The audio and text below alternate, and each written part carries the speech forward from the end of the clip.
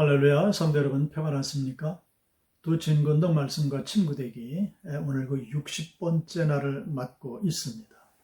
여기까지 아주 잘 달려오셨습니다.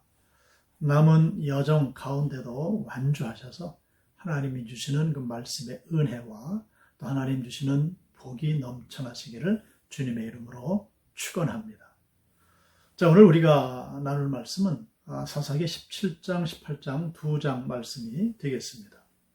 자, 그 사사기는 본래 21장으로 되어 있죠. 자, 그런데 17장 말씀부터는 부록처럼 되어 있는 그런 말씀입니다. 자, 그리고 17장부터 21장까지 마지막 말씀은 다시 두 부분으로 나누어서 정리를 할 수가 있는데요. 자, 17장, 18장은 사사시대의 영적인 타락상을 보여주는 말씀이 되겠고요. 우리가 내일 볼 19장부터 21장까지의 말씀은 도덕적인 타락상을 보여주는 말씀으로 되어 있습니다. 자, 오늘 우리가 17장, 18장 읽겠습니다만은 비교적 짧은 분량의 말씀입니다. 그러나 영적인 타락상을 보여주는 말씀이 되기 때문에 자, 우리에게는 굉장히 중요한 말씀이 되겠습니다. 자, 먼저 17장 말씀을 보겠습니다. 이 17장 말씀에는 그 우상 숭배에 대한 배경이 되는 말씀이 있습니다. 자, 에브라임 산지에 미가라고 하는 사람이 살았습니다. 이 사람이 하루는 어머니의 큰 돈을 도둑질하게 되죠.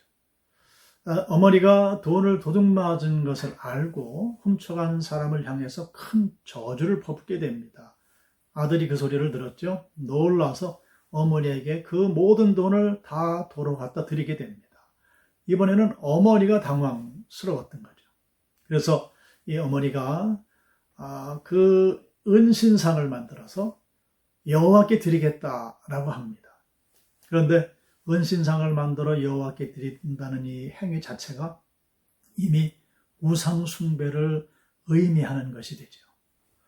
게다가 이 아들은 어머니가 은신상을 만든 것을 자기의 집에 있는 신당에 이렇게 모시고 그리고 하나님 앞에 제사를 드리겠다는 겁니다.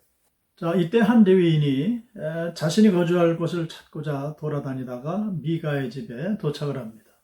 자, 본래 레위 지파는 하나님께로부터 땅을 분배받지 못했죠. 본래 레위 지파는 하나님께 예배드리는 것을 관장하는 지파로 하나님 당신 자신이 레위 지파에게는 분기시였기 때문에 이들에게는 땅이 없었습니다.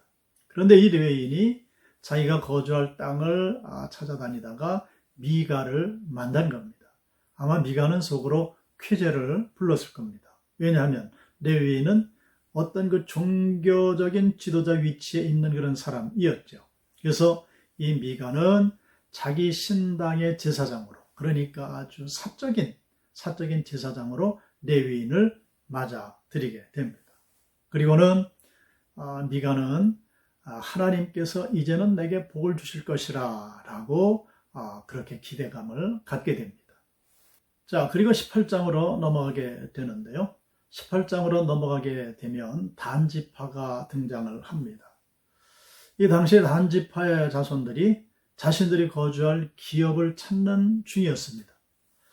그들은 라이스 지역을 정탐하러 가는 중이었는데 미가의 집에 당도하게 되고 미가의 집에 있는 우상을 받고 그리고 거기 레위 제사장을 이들이 만나게 됩니다. 그리고 그 레위 제사장을 통해서 하나님의 뜻을 구하게 되죠. 그런데 레위 제사장은 그들에게 거짓된 축복을 해줍니다. 이 축복이 거짓된 이유가 있습니다. 자, 단지파는 그들이 기업을 받지 못했다고 사사기 18장 1절에서 말을 하고 있습니다만은 그게 아니죠. 단지파는 유다 지파 서북쪽 땅을 이미 기업으로 받은 사람들이었습니다. 만약에 레위 제사장이 정말 하나님의 뜻을 전했다면 그들에게 하나님께서 애당초 당신들에게 주신 그 땅을 가서 점령하시오 라고 말을 했을 겁니다. 그러나 이 레위인은 자신의 안위만을 생각한 나머지 거짓 제사장이었기 때문에 허튼 축복을 해줬던 겁니다. 자, 이 단지파 정탐꾼들은 이제 라이스란 지역을 정복하기 위해서 북진을 하게 되는데요. 자, 그 와중에 미가의 신당에 있었던 모든 그 우상 숭배하는 물품들, 그리고 미가의 집에 있었던 은신상을 훔쳐서 나오게 됩니다. 그뿐만이 아니라 그 레위 제사장에게 자신들의 지파의 제사장이 되라고 권유를 합니다. 이 의리 없고 줏대 없는 제사장은 기쁘게 그 제안을 수락하고 함께 떠나게 되죠. 자신의 모든 소망을 빼앗긴 미가는 단지파를 쫓아가서 따지지만은 그들이 자신보다 강한 것을 알고는 슬퍼하며 돌아오게 됩니다. 단지파의 군사들은 하나님의 허락하신 땅 대신에 평화로운 라이스를 공격해서 빼앗습니다. 그리고는 그곳에 은신상을 자기들을 위해서 세워놓습니다. 자, 이 이야기의 마지막이 이렇게 끝이 납니다. 자, 사사기 18장 31절입니다. 하나님의 집이 실로에 있을 동안에 미가가 만든 바 새긴 신상이 단 자손에게 있었더라. 하나님의 언약궤가 있었던 실로에 동시에 우상이 있었던 겁니다. 자, 실로에는 하나님의 언약궤가 있었고요. 그리고 단 지파 지경 안에는 은신상, 즉 우상이 있었던 겁니다. 그러니까 하나님의 성소와 우상 숭배하는 신당이 공존하고 있는 이스라엘의 모습을 우리가 보게 됩니다. 이것을 영적인 타락이라고 이야기를 합니다. 자, 말씀을 한번 전체적으로 다시 정리를 해봅니다. 자, 이 이야기에 나오는 등장인물들에게는 공통점이 있습니다. 자, 미가는 자신의 집에 우상인 은신상을 세워두었었고요. 레위는 하나님의 뜻을 전하는 것이 아니라 자기를 기쁘게 할 곳을 찾아다녔고요. 단지파는 자신의 사명을 망각하고 하나님이 허락하신 그 땅을 내버리고 자신들이 마음대로 할 수 있는 자리를 찾았고 그 땅을 점령해 살게 됐습니다. 특별히 단지파 이야기를 좀 우리가 나눠야 되는데요. 자, 하나님께서 지정해 주신 단지파의 위치가 어디인가 할 때에 12지파들 중에 아랫부분 남쪽 지방이었습니다. 특별히 이 단지파 남쪽에는 블레셋이 있었습니다. 그러니까 블레셋과 국경을 마주하고 있었다는 말이죠. 이것이 단지파의 사명인데 블레셋이 북쪽으로 공격해 오는 것을 단지파가 막아내므로 나머지 11지파가 평온한 삶을 살 수 있도록 하는 것, 그것이 단지파의 사명이었습니다. 자, 이런 모든 공통점을 우리가 살펴봤는데요. 자, 그 결과는 어떻게 되었는가? 미가는 하나님과 우상을 동시에 잃어버렸고요.